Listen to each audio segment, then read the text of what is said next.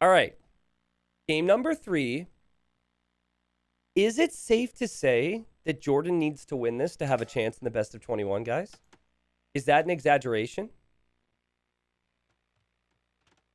Game 3 is here. I suppose if Jordan were to go down 3 games, that he could still do it. People are saying he'd be fine. All right, he'd be fine. He'd be fine. Cool, cool. Well, Jordan is playing as the Franks. Now, if you recall, in the previous game, DauT played Franks. He won. Now, Jordan's going immediately for his Franks pick. Jordan playing as the Franks, DauT playing as the Magyars. But I'm going to be honest with you guys. I think Franks is a bad pick here. I think that when I think top 3 civilizations for Lands Madness, I think civs like Huns, Magyars, and Slavs. Because this can be really crazy with lots of scouts. Lots of scouts, lots of spearmen. The problem with Franks is while they are good in early Feudal because you get extra HP on the scouts, you don't get anything more than 54 HP in Feudal. And then any civ that gets Bloodlines could have 65 HP scouts. Magyars, in this case, they get the Forging upgrade for free in Feudal, Iron Casting for free in Castle, so I feel like they'll have the much stronger scouts in the early Feudal Age, but also the mid game, which I think is the most important thing here on this map. Yeah, Khmer could get a shout, but I think people overestimate the jumping into houses thing with Khmer. Too many people, well, not too many people, but I've seen it too many times where someone picks Khmer on a map where it's similar to this, and then it just doesn't work out. So the little sandy terrain, or not sandy, sorry. I live in Florida, so I'm not used to what snow looks like, or ice. The icy terrain cannot be built on. So if you're going to wall in your villagers, you have to wall like this. And then there's little bits of stone, little bits of gold, and berries, and deer everywhere. So Franks could actually be really good for the berry bonus. Taking all the different areas, which is risky, of course, but could still be really strong. So personally, I would prefer DauT Civilization here. That said, Franks do not have an eco bonus to compete with Franks. Franks have the forage bonus and the farm bonus. Magyar. Did I say Franks? Can't. Whatever I just said, forget about it. What I meant to say was Magyars do not have an eco bonus, but they do have cheap scouts. Not sure what just came out of my mouth. If whatever it was, I don't think it was accurate. Oh, my bad. Superhero says, why Slavs? Because Slavs can get Bloodline Scouts. They have faster farmers. So a Spearman Scout, Pikeman Knight, all those things are very strong for them.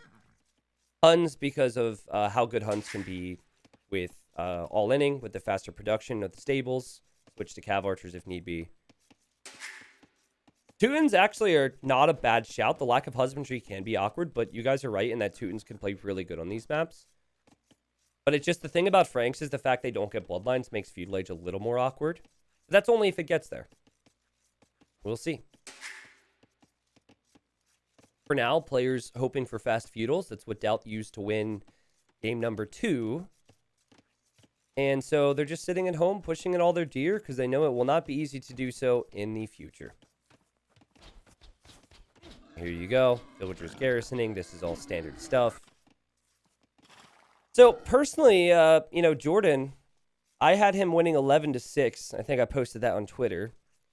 So certainly not making me look too good today. Not that I have a lot of I don't really have a big emotional stake in this. I just want to see a lot of good games. But, I was being honest with my prediction, and it's kind of where I felt how I felt this would go today. DauT winning game 1, I'm thinking, okay, DauT with Huns, the guy who's played the game for 20 years, he's probably played more games with Huns than anybody in our scene today. But then the way he played Acropolis was just so good. Now, guys, correct me if I'm wrong, but in Hidden Cup 4, with the results, as Jordan makes a mistake here, he loses some precious HP there, but didn't DauT get knocked out by Yo in Hidden Cup 4? Wasn't it Gonzalo Pizarro? As Jordan gets housed, Jordan just must not be having his day. Okay, so it was Gonzalo Pizarro who was DauT against Senjata who was Yo. And wasn't that 3-1 for Yo? Can you guys remind me? I think it was 3-1, right? For Sanjata. All right. And then what was the score when Jordan faced Yo in the semis? 4-2? 4-1? 4-1. Yeah. So, like, my logic was just using Hidden Cup as an example. That I felt like Jordan would have the edge here. Which is, I still, just so crazy to me at Jordan 4-1'd Yo. Sanjata was an absolute god in that tournament. I spoke to Jordan about it last week. He was like, he said that after the first round, he was like, wow, I did it. I actually made it past the first round. I wasn't expecting this. Then he said after the second round games, he was like, wow, I feel like I've got a chance, but I don't know who I've faced yet. He said in the middle of his semifinal games when he was up against a player who he knew he felt going into that was Yo, he was like, wow, I'm playing the best Age of Empires of my life. Like, this is incredible. He's like, how am I doing this? So, of course, form is something that's very hard to stay consistent with. Jordan probably relaxed a little bit after Hidden Cup, so. Here come the scouts, and this is the power of the Magyars. You get the melee attack upgrades for free. So he already has forging now. The starting scout's dangerous. And the spearmen are stronger than any of the spearmen that Jordan are adding. And then bloodlines is something that's on the cards for him in the mid game. Who did Jordan defeat in the second round? I forget. First round, he beat MBL. Second round, he beat ACCM. Then he beat Yo. And then he lost to Hera in the finals.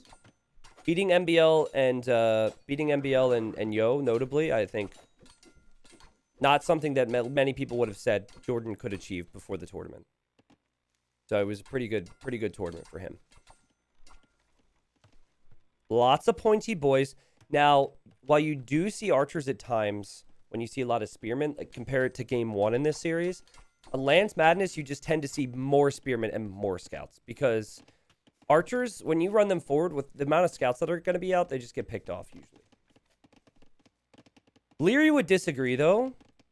Leary would probably still go archers and make it work. But lots of players like to go mass farms, mass scouts. This is a great play from DauT. Fighting off the spearmen with the villagers, and Jordan needs to back up, and he does.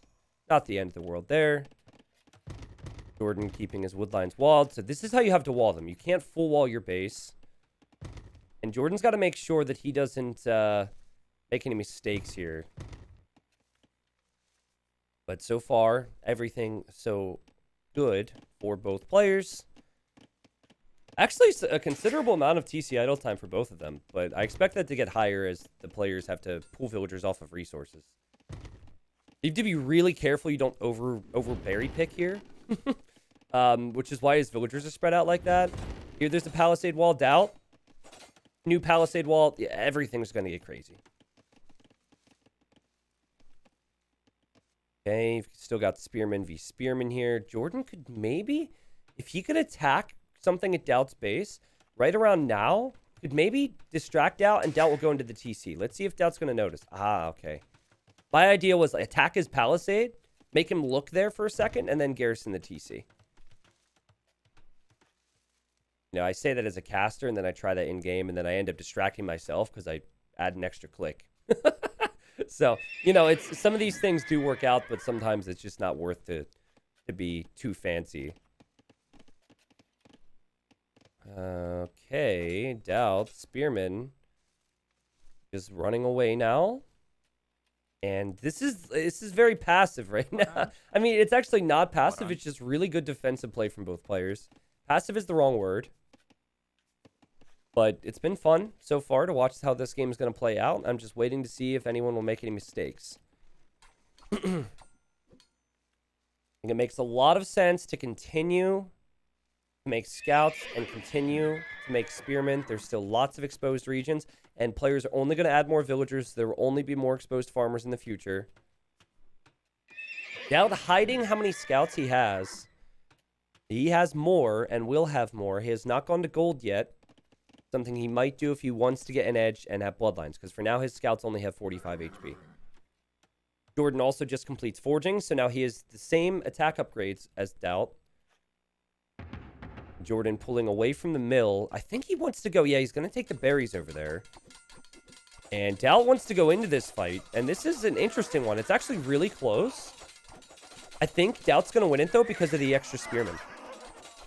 I could be way off on that. Well, actually, you know, if Jordan just pulls back, I mean, DauT has, air quotes, won it, but now he has a bunch of weak spearmen. So I don't know. I guess if Jordan just makes more spearmen, he could push that back. But, like, guys, this army could be 315 HP. It has 115 HP. This is a third of an army right here. That is so weird. Oh, you know, that spearman, I knew him. He was a great guy back in the day. But now he's just a shell of himself. He's a The Walking Dead, yeah.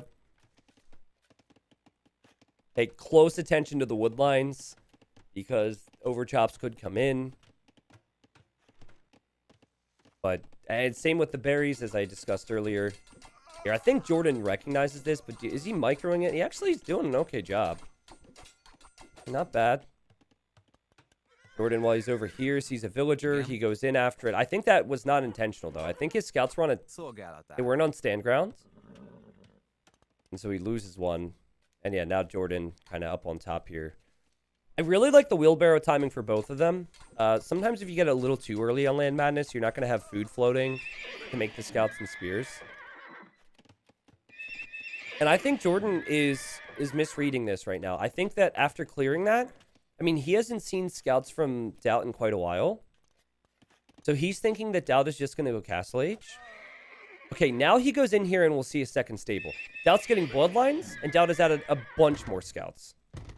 So Jordan is either a misread, or he's realizing, well, I can't compete with Magyars.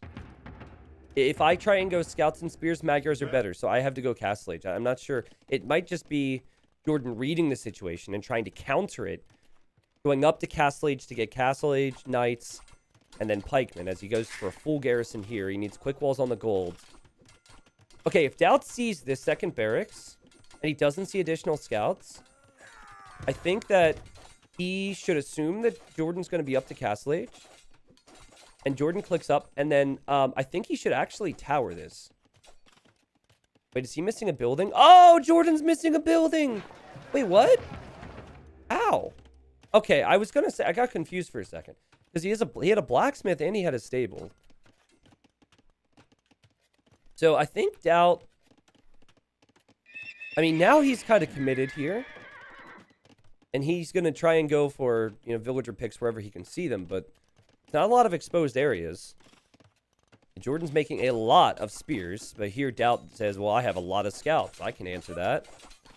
Jordan just idles everywhere, in and out of the TC.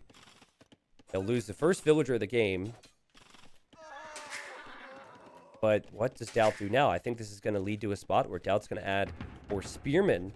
They'll eventually just need to hold against Castle Age units. But what I was thinking was get a tower up here. Because there's nothing to stop the villagers from coming forward. If you can get a tower up, you deny the gold, and then you don't have to worry about knights. But DauT instead is just going to go up to Castle Age behind this. So he must have had a lot of units in the queue.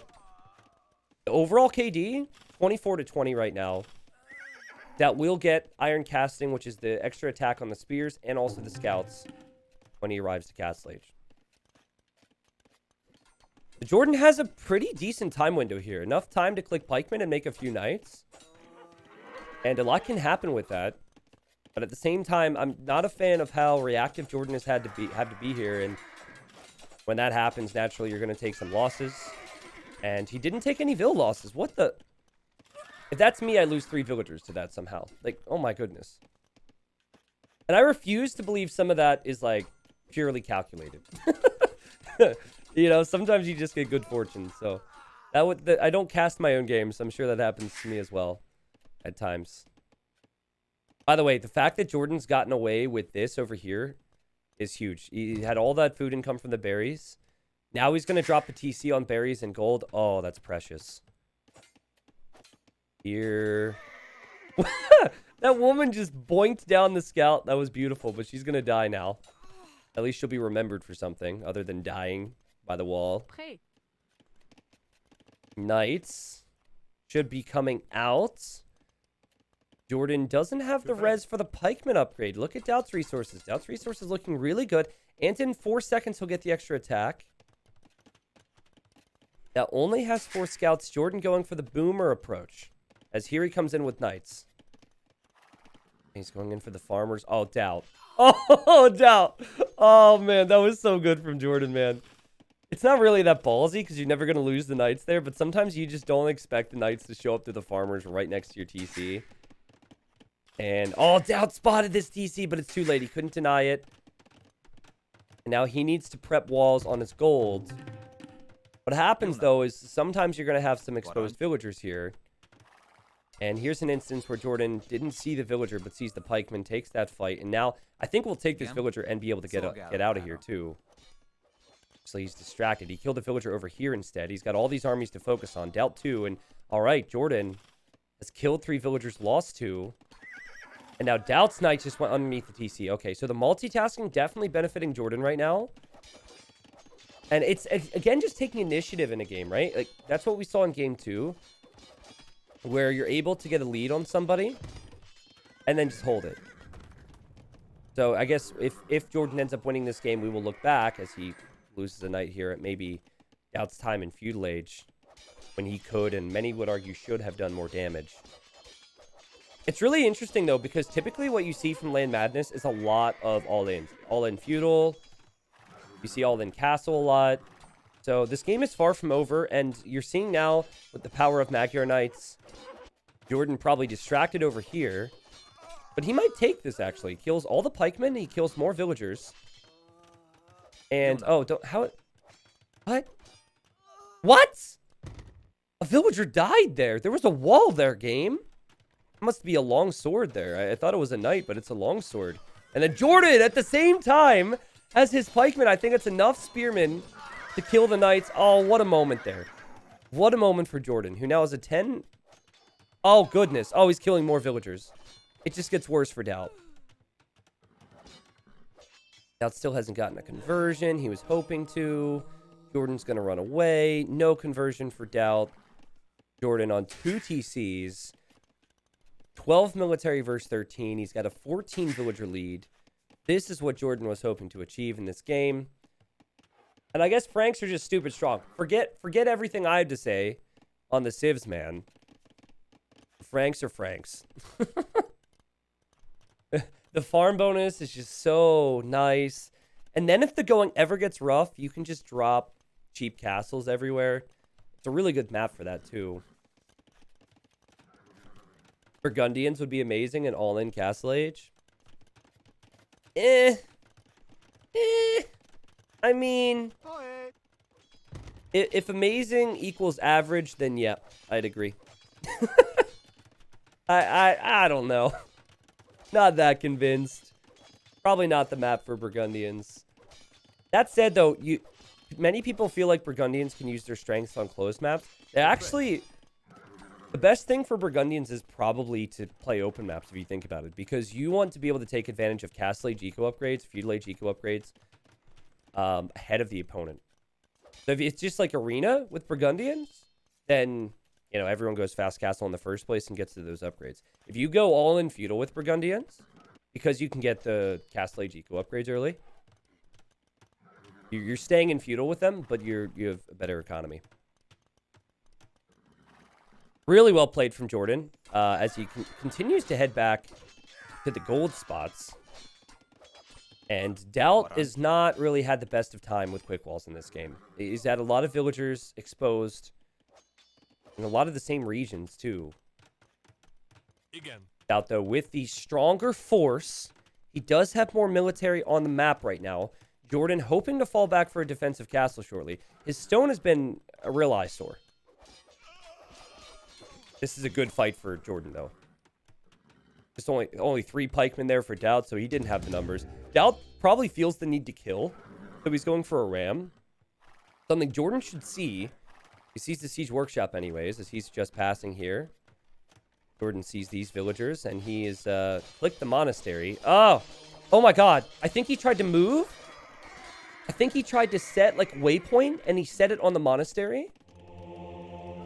Anyways, he's probably doing something else. He's adding a TC over here. I don't love it, but it's hard to TC woodlines, so I think the big thing here is just where's that castle going to go? When will it go up? Because if he were to drop a castle here right now, I'd say DauT would not have a chance in this game. On Land Madness, anything is possible. It still feels very unlikely that DauT's going to be able to mass enough because Jordan is keeping it even. Upgrades are slightly ahead for DauT because of Magyar's. Okay, Jordan, sort it out, dude. Sort it out. I'm sorry. Like, she's trying to drop off the stone, and he's trying to go mine stone. People, just thank you. Thank you. It was giving me so much anxiety. I just kept having to look at it. It's my job, but jeez. Oh, man. DauT just lost a monk. DauT just lost a monk. And now there's 2 monks back here for Jordan. So he can just convert some units here. And he has his own pikeman. This is real bad for DauT. He pops out with rams and scorpions, but he's going to lose the scorpions. He also loses some knights. He's going in after the castle with the rams. Well, he has to try something, right? He knew that he was really far behind. He could see it in the score. He would have the game sense as well.